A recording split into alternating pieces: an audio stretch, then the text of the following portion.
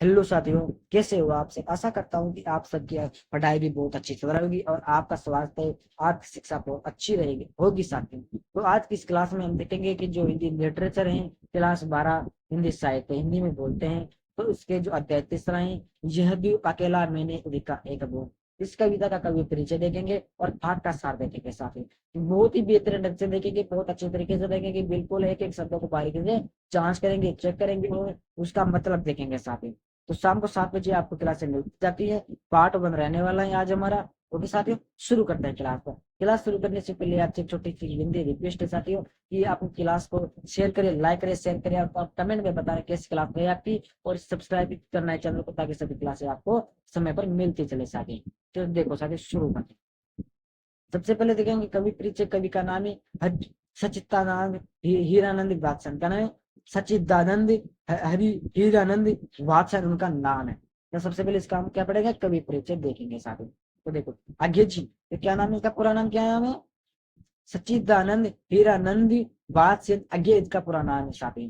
तो देखो, आगे जी का जन्म जन्म कब हुआ था? मार्च 1911 में कुशीनगर में हुआ था साथियों। दोबारा सुनना, अय्यर जी का जन्म 1911 में कुशीनगर उत्तर प्रदेश में हुआ था साथियों। कुशीनगर कहाँ पर स्थित है? उत्तर प्रदेश में हुआ था। मार्च 1911 में इनका जन्म हो चुका था साथियों। ये पृथ्वी पर लैंड कर चुके थे साथियों, इनका यह मतलब है। इनका बचपन अपने विद्वान पिता के साथ लखनऊ, कश्मीर, बिहार में बीता था। इनका बचपन कहाँ गुजरा था? पिताजी के साथ गुजरा था। विद्वान बड़े व्यक्ति लखनऊ में, कश्मीर में, बिहार में बीता था। अलग अलग स्थानों पर इनका जन्म गुजरा था साथ में। उन्होंने प्रारंभिक शिक्षा अंग्रेजी और संकला में प्राप्त की, यानी कि अंग्रेजी विश्वविद्यालय में, यानी कि अंग्रेजी सीबीएसई बोर्ड में प्राप्त करके राजस्थान में नहीं, पता नहीं कहाँ पर प्राप्त की, लेकिन प्राप्त की थे साथी। उन्होंने BSR से पास करने के बाद MA की, जिससे अंग्रेजी से MA की थे साथियों। ओके। उन्हीं दिनों के देश की आर्थिक स्वतंत्रता संग्राम अपना व्यापक रूप धारण कर रहा था, यानी कि युद्ध युद्ध संग्राम आंदोलन शुरू कर रहा था। ये भी क्रांतिकारी से जा मिले। पांच कैसे? जो क्रांतिकारी थे साथी, उनसे जा मिले। सन 1923 में ये गिरफ्तार कर लिए गए। 1923 में उनको गिरफ्तार कर लिया साथी। 11 में जन्म हुआ तो 1923 में गिरफ्तार हो चुके थे साथी। कब हो चुके थे? 10 से 9 साल की उम्र में। ओके। उन्होंने 4 वर्ष जेल में काटने पड़े और 2 वर्ष नजरबंदी में। नजरबंदी का मतलब है कि किसी नजर में न आए, 2 वर्ष। इन्होंने किसान आंदोलन में भी सक्रिय भाग लिया। किसान आंदोलन था उसमें इन्होंने सक्रिय, यानी कि अपनी भागीदारी निभाई। साथ ही सन 1943 से 1946 तक कुछ वर्ष सेना में रहे। संसार के अनेक देशों की यात्रा और वहां की प्रकृति, भावनाओं तथा विचारों की अध्ययन किया। 4 अप्रैल 1987 को नई दिल्ली में इनका निधन हो गया। कब? 4 अप्रैल 1987 में इनका निधन भी हो गया था साथियों। ये 1987 है यहाँ पर, और ये 1930 से साथ है। यहाँ पर 7 को 7 लिख देंगे, इधर एक्स लिख देंगे। 8 में से 3 गया तो 4, तो 4 5 57 वर्ष ये थे साथी। 57 वर्ष की आयु में इनका निधन हो गया था साथी। अब देखेंगे साहित्य की परिचय, यानी कि इनका साहित्य के प्रति कैसा व्यवहार है, किस प्रकार से ये लिखते थे साथी। तो उन्होंने कई नौकरियां की और छोड़ी। जो शहीद अघेजी थे, उन्होंने कई नौकरियां भी की और उनको छोड़ दिया था साथी। कुछ समय ये तक वे जोधपुर विश्वविद्यालय में प्रोफेसर भी रहे, यानी कि लेक्चरर होते हैं, लेक्चरर के बाद में प्रोफेसर बनते हैं कॉलेज के, उसे प्रोफेसर बन जाते हैं साथियों। वे हिंदी के प्रसिद्ध समाचार साप्ताहिक दिनमान के संस्थापक थे साथियों। क्लियर हुआ? जो हिंदी प्रसिद्ध समाचार चलते थे, उनके साप्ताहिक संस्थापक, यानी कि उन्होंने साप्ताहिक इन्होंने शुरुआत की, संस्थापक रहे हैं साथियों। कुछ दिनों तक उन्होंने नवभारत टाइम्स भी संस्थापित किया। ओके। उन्होंने नवभारत टाइम्स पत्रकारिता भी चलाई साथियों। इनके अलावा उन्होंने सैनिक, विशाल भारत पत्रिका, नया पत्रिका अवधि, अनेक साहित्यिक पत्र पत्रिकाओं का संपादन किया। आजादी के बाद भी हिंदी कविता पर उनका व्यापक प्रभाव है। उन्होंने सप्तक परंपरा का सूत्रपात करते हुए सप्तक, दूसरा सप्तक, तीसरा सप्तक तथा चौथा सप्तक का संस्थापक किया। प्रत्येक शब्द में साल कविताओं की कविता संग्रहित है, जो शताब्दियों में कई शब्दों की काव्य चेतना को प्रकटित करती है साथी। क्लियर? इस प्रकार से इनका साहित्य जीवन रहा है। ओके। आगे ने कविता के साथ साथ कहानी, उपन्यास, यात्रा वृत्तांत, निबंध, आलोचना आदि अनेक साहित्यिक विधाओं में कार्य लेखन किया है। वे हिंदी प्रयोग, वेद और नई कविताओं के प्रवर्तक माने जाते हैं। कितनी नावों में कितनी बार काव्य संग्रह पर इन्होंने ज्ञानपीठ पुरस्कार प्राप्त किया है। ज्ञानपीठ पुरस्कार बहुत बड़ा होता है ज्ञान के क्षेत्र में, शिक्षा के क्षेत्र में। आगे प्रकृति प्रेम और मानव मन अंत अंतर्शेष कवि उन पर प्राइड के मनोविश्लेषणवाद का प्रभाव है साहब।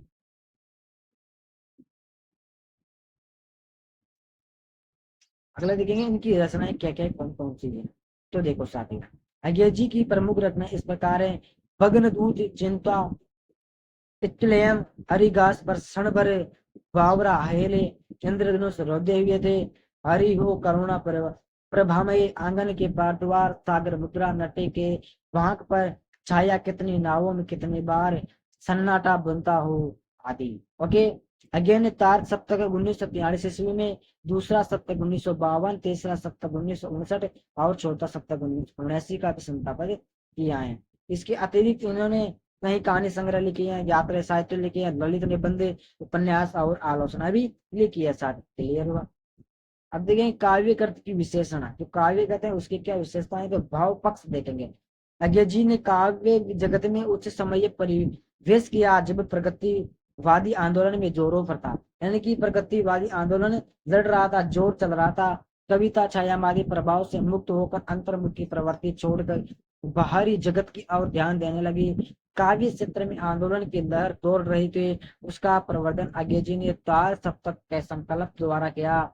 इस संकलन में संकलित रचनाएं विभिन्न कविताओं की हैं जो कलाकारों को प्रेरित करते हैं कि युगों में चली आ रही किसी पेटे परंपराओं को छोड़कर नवीन परंपराओं को अपनाए। साथ क्लियर रहा।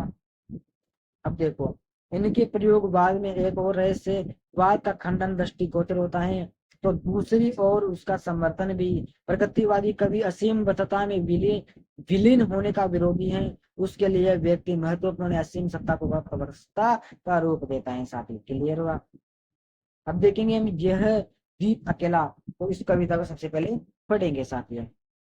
देखो, यह द्वीप अकेला कविता में अके सार है। साथ में यह द्वीप अकेला कविता में आके ऐसे द्वीप की बात करते हैं जो इसने भरा है, गर्व भरा है, बदबता भी है, किंतु अकेला है। साथ में इसने प्यार भरा भी है, गर्व से भी है कि मैं अकेला हूँ, बहुत बड़ा हूँ, मदमदाता व्याकुल भरा भी है, लेकिन फिर भी वह मानता है कि मैं अकेला हूँ। साथ में क्लियर हुआ।